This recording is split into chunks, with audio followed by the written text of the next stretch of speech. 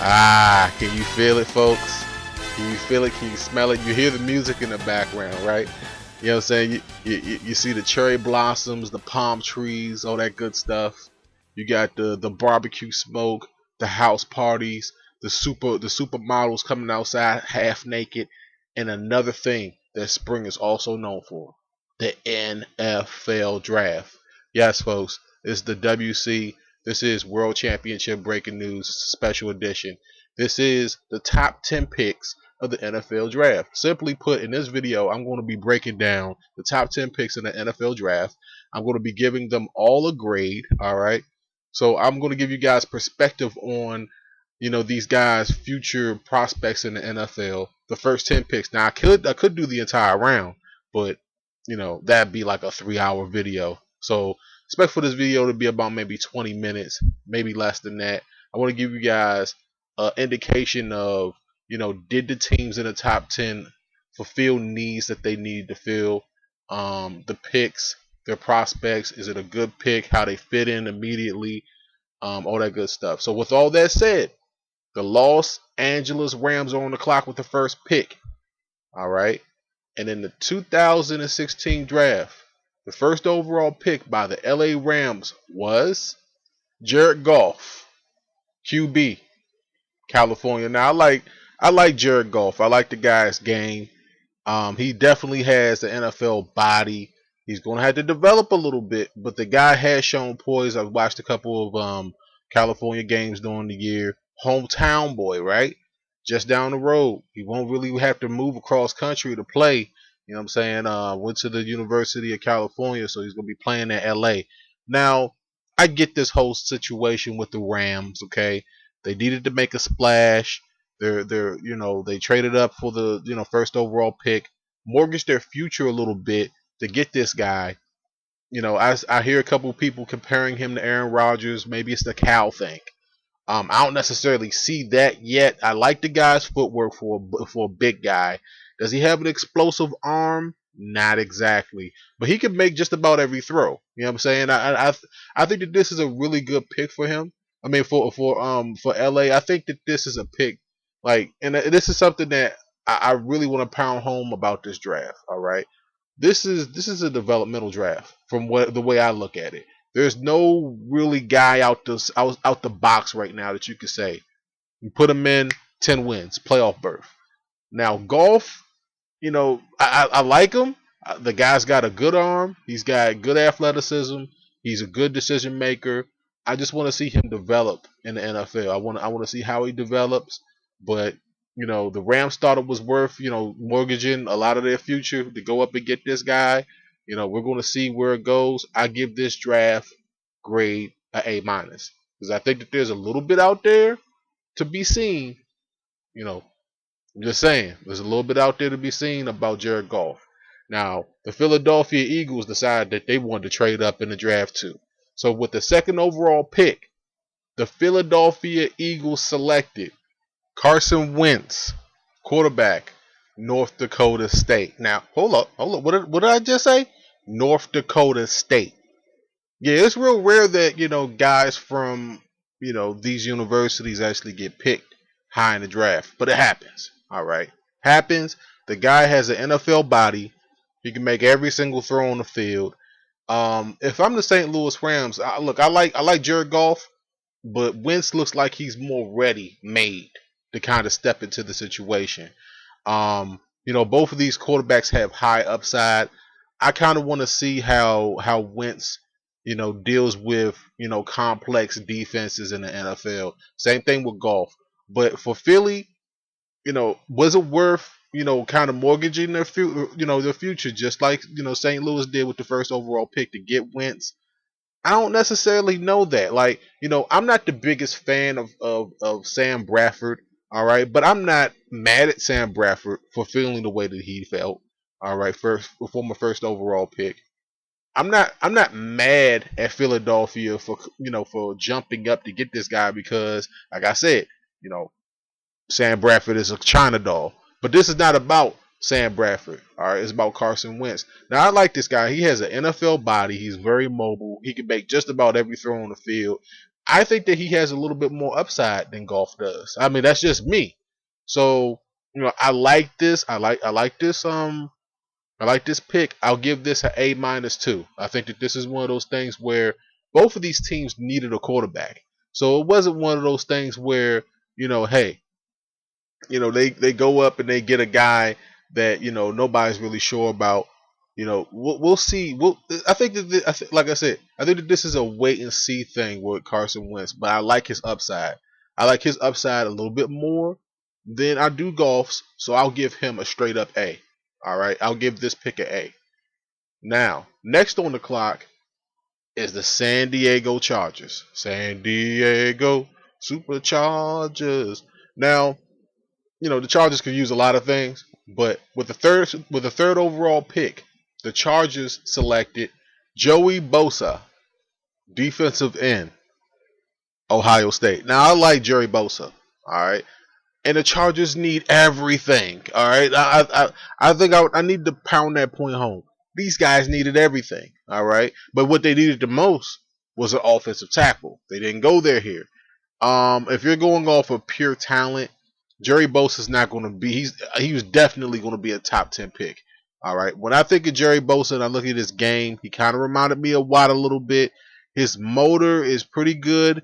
His hands are really good, above average for a DN, defensive player, defensive line player. One thing about it is that in the NFL, you can wrap a guy up, but you have to bring him down. And Jerry Bosa, and I watched a couple of his games at Ohio State. He struggled sometimes with finishing plays. He can get there, but as far as like finishing, that's something that he has to be able to do if he wants to be considered like a Watt or anything like that. But let me speak on San Diego right here. San Diego needed an offensive tackle more than anything. All right. They just, it's something that, you have Phillip Rivers there. Their offensive line last year was a carousel of who the hell. All right, and they had a golden opportunity to take an offensive tackle here, a bookend, and they didn't do it. So I'm trying to figure out why they didn't do that.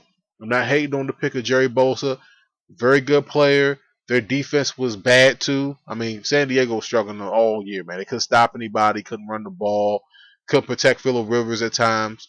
But I like the pick. I'll give the pick maybe, I'll give it a B. Like I said, Bosa is a guy that needs to develop a little. I'm gonna tell you like this. I hate to use the word develop, but that's basically what it is. It's developmental draft here. I really like Bosa, but I don't like San Diego taking them. I don't get it. I don't see it here. Not this high for this player. All right, just my opinion. Now on the clock, next is the Dallas Cowboys. And the Dallas Cowboys took, with the 4th overall pick, Ezekiel Elliott, running back, Ohio State. Now, I like this pick. I hate the Cowboys, but I like this pick. And you want to know why I like this pick? It's because when you say Ezekiel Elliott to me, I say maybe Le'Veon Bell. I don't say Emmett. All right, I'm gonna tell you, all y'all Cowboys fans, I sure as hell don't say Emmett. He's not Emmett. All right, but I say Le'Veon Bell, and I think that Jerry Jones got it right here. All right, in the NFL, you need a 3-down back. I think that Ezekiel Elliott is a 3-down back. Is Darren McFadden a 3-down back? Yeah, maybe. You know what I'm saying? But I like this pick for Dallas, and the reason why I do is because this guy can block from out of the backfield. He can catch passes from out of the backfield. He can carry the ball about 20 times. He kind of reminds me of Gurley, guy for the Rams. He's kind of built like him too. All right, I wouldn't be surprised if this guy ends up being offensive rookie of the year. That's how that's how much I like this pick. All right, I don't like the fact that he went to the Cowboys because I'm a Skins fan, but I'm being non-biased in this video. This pick gets an A plus. All right, I'm sorry. This is an A plus pick. They knocked it out of the park with this. This is something that they really needed. As far as like everywhere else on the Dallas Cowboys roster, they need a cornerback, but I really like this pick. You know what I'm saying? Jerry Jones got it right. I mean, we want me to say. And now the Jaguars on the clock. All right, it seems like the Jaguars are always in the top 10 of these videos. But with the fifth overall pick, the Jacksonville Jaguars selected Jalen Ramsey, cornerback, Florida State. Now I really like this pick, man. Oh, those sneaky, they're sneaky Jaguars, man, sneaky. All right, this guy is perfect for their scheme. All right, this guy is a scheme guy. I'm not going to sit here and say that Ramsey is a shutdown corner. Could he develop into that? I'm gonna tell you like this. I apologize for using the word develop so much during the NFL draft. We know what it is, but that's the first thing that I think about when I think about this draft. And Jaden Ramsey is a guy that fits perfectly into what I think that the Jaguars are trying to do. They're trying to get athletic, lean corners. It's one of those things where I like this guy. He's very lengthy. He can cover the field. Doesn't get beat deep too much. He's a ball hawk.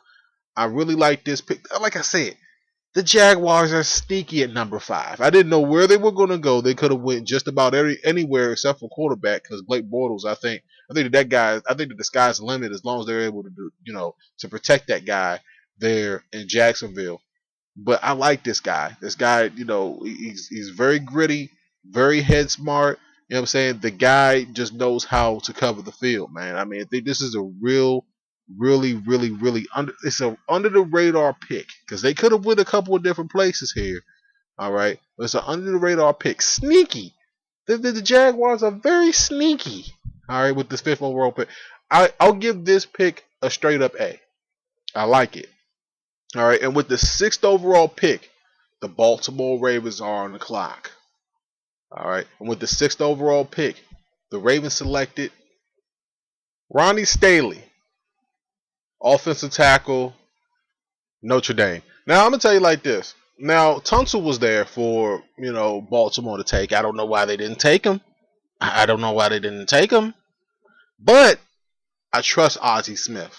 All right, all y'all Baltimore fans out there, I trust Ozzie Smith. So if Ozzie Smith tells me that Ronnie Staley is better than Tunsil right now for them to take for their squad, I'll believe him. I'll take a step back and I'll believe him.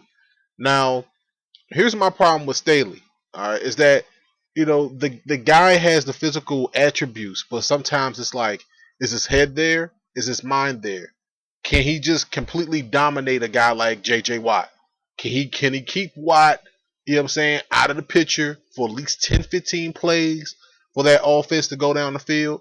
I think that this pick is a good pick, but it's a wait and see pick. Like I said, I apologize to anybody that watches this video that's like, man, come on, WC, you really not telling me nothing. I'm telling you everything that you need to know. All right, Staley is a good offensive tackle. I thought that he was a mid round pick. I didn't think he was top 10. All right, because I thought the Tunsil was for sure. Tunsil definitely should go in the top 10. I should be talking about him in the next couple picks.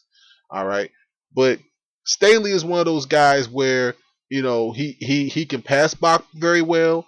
He can run block very well. He doesn't do either one of those things extraordinarily better than the other one.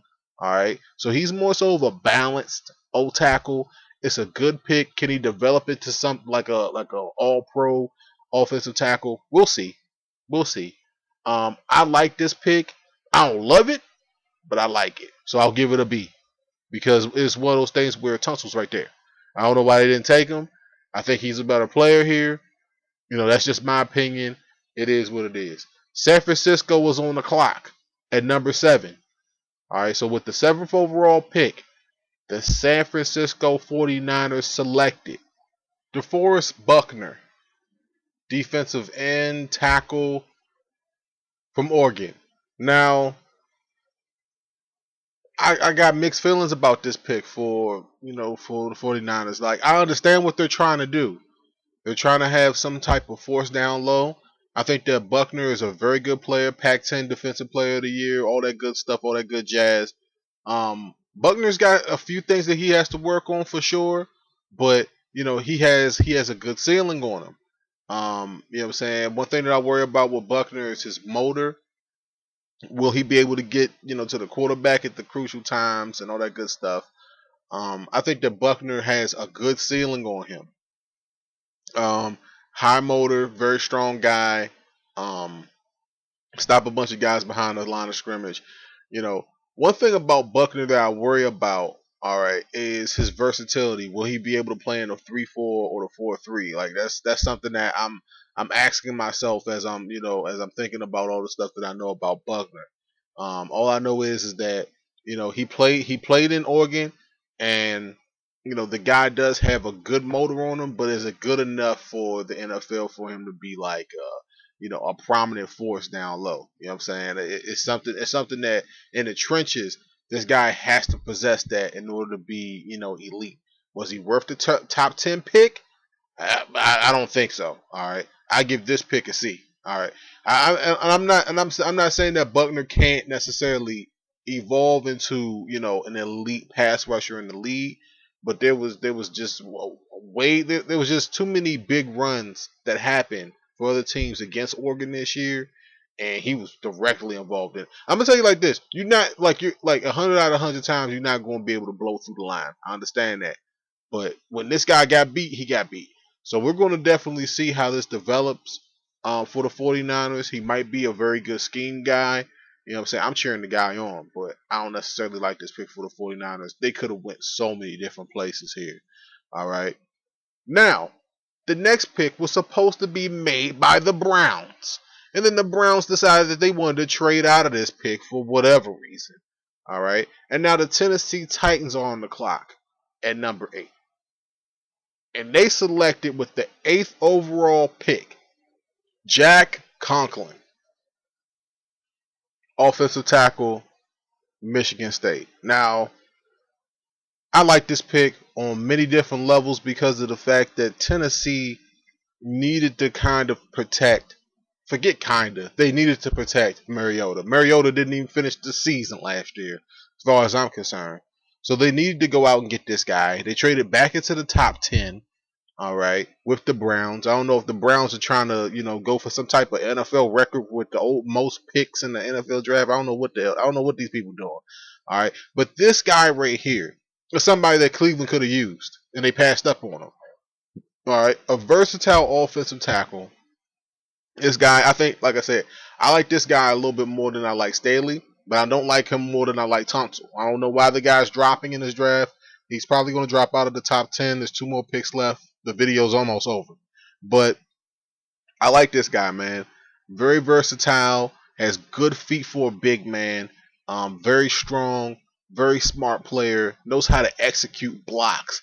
I mean, I've seen, like I said, he played. I watched this team play against the Maryland. He was executing blocks, man, and it's something that in the NFL you need for your offensive tackles to do this, man. And this is like a legit booking. This is the reason why I'm looking at San Francisco with their pick. Like, who made that pick? All right, you could have got Conklin. So this guy is going to be a bookend there, in Tennessee, barring injuries. Knock on wood, because I don't want to see this kid get hurt. But I really like this guy's ceiling. You know what I'm saying? Just a really, really smart pick by Tennessee. Very, very smart pick. I have to give this an A. This is a A. Look, I almost gave him an A plus. All right, but this is an A pick because I do think that there's parts of his game in which he can develop a little bit more. Like I said, even though I do like his foot speed, he still has to work on that a little bit too. So I really like this pick for Tennessee. Now on the clock next is the Tampa Bay Buccaneers. And they took with the 9th overall pick. Not so fast, my friends. Not so fast. See, the Tampa Bay Buccaneers decided they wanted to trade out of the 9th overall pick with the Chicago Bears. So the Chicago Bears selected with the 9th overall pick Leonard Floyd, linebacker, Georgia. Now, I'm going to tell you like this. Like I said, this is a heavy developmental draft. Some of the guys that's winning the top 10 probably shouldn't have won the top 10. Maybe mid-round picks. I don't necessarily see what with some of these NFL GMs seeing these guys. But I do like Floyd's motor. I think that the guy does have a good motor for a linebacker. Is he, a power rusher? Not necessarily. Is he a speed rusher? Yeah. Can he play in the 3-4? I think that I think that he'll be a very good complementary 3-4 linebacker. I think that he'll be able to, you can put him on the ground. He can put his hands on the ground. You can stand him up.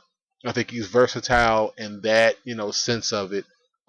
It's a wait and see pick with this guy. You know what I'm saying? It's one of those things where the guy is very tall, very lengthy, so he could get into those passing lanes and knock down balls and all that good stuff. But for this pick for Chicago, Chicago needed defense. I mean, we talk about, man, we have to go back to the Lance Briggs and Urlacher days where we could say, oh man, Chicago linebacker. You know what I'm saying? And this is clearly a pick, to kind of get themselves on the board when it comes to, the middle of their defense, which was very weak. It just has been weak for a while now. They're in Chicago, so trying to sum up, trying to fix that part of the middle of the field. It's a little bit of a stretch. I don't really like the pick. It's a C pick right here, top 10. C pick. I gotta be honest. All right, I wouldn't expect for them to go there.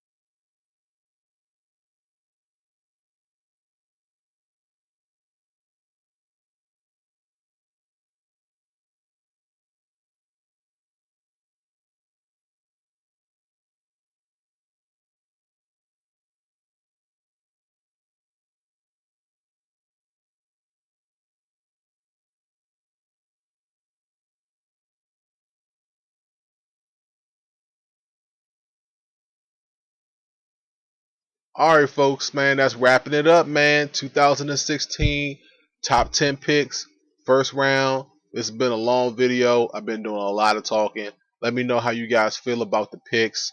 There was a whole bunch of other stuff that went on in the first round. I'm not going to be able to cover that in this video, but who's basically the winner for me out of these top 10 picks, man? I like what the Jaguars did. They were very, very sneaky, very, very sneaky. I like what the Cowboys did. It's something that the Cowboys needed. They needed a guy like Elliott in the backfield. I'm surprised that Tunsil dropped out of the top 10. I don't know what happened there. I think that Conklin is definitely the steal in the top 10.